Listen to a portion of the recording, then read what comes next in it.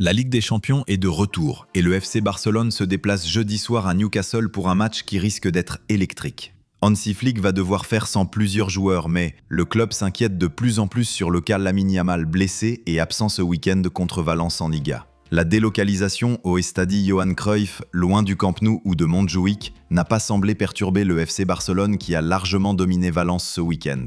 Pourtant, plusieurs titulaires indiscutables étaient absents comme Frenkie de Jong et Alejandro Balde. Au-delà de ça, il y a un souci bien plus inquiétant pour Hansi Flick, l'absence de Lamine Yamal. Le crack du Barça est actuellement écarté des terrains en raison d'une gêne au pubis, comme l'a annoncé le Barça sur ses réseaux il y a 2 jours. Incapable de s'entraîner ou de jouer, le jeune prodige pourrait manquer la Ligue des Champions face à Newcastle, un scénario que les Catalans espèrent éviter mais que le média espagnol Mundo Deportivo juge peu probable. C'est une évidence pour tout le monde, Yamal est le facteur X de l'organisation du FC Barcelone. Son absence impose au coach allemand de repenser ses solutions offensives sur le couloir droit. L'une des alternatives pourrait être Rooney Bargi, le jeune Suédois arrivé cet été. Auteur de débuts encourageants face à Valence, Bargi possède la vitesse et la capacité de dribbler qui pourraient compenser en partie le vide laissé par Yamal. Jeudi soir à St James Park, la pression sera immense. Affronter Newcastle sans sa star constituera un vrai défi, d'autant que l'atmosphère de ce stade est réputée bouillante pour les équipes visiteuses, sera survoltée pour le début de la Ligue des Champions.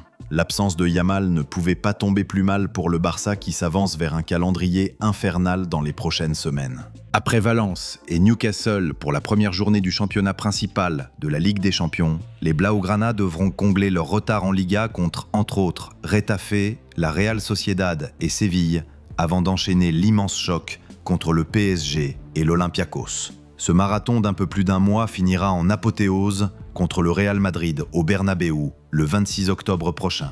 Passons à la seconde info.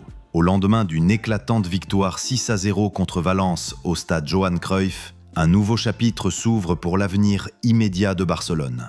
La question de savoir où les Catalans disputeront leur prochaine rencontre a désormais une réponse, dressant le portrait d'un club en pleine transition entre un passé glorieux et une réalité actuelle. Selon les informations, la pelouse sacrée du Camp Nou se prépare à une réouverture spectaculaire, même si elle sera partielle. La grande soirée européenne face au PSG et la rencontre importante de Liga contre la Real Sociedad sont prévues dans le mythique stade principal du club. Ce changement n'annonce toutefois pas encore un retour définitif. Pris en étau entre ces grands rendez-vous, le match de Liga plus modeste contre Retafe restera disputé dans l'enceinte plus intime du stade Johan Cruyff, illustrant une stratégie progressive pour le retour à la maison.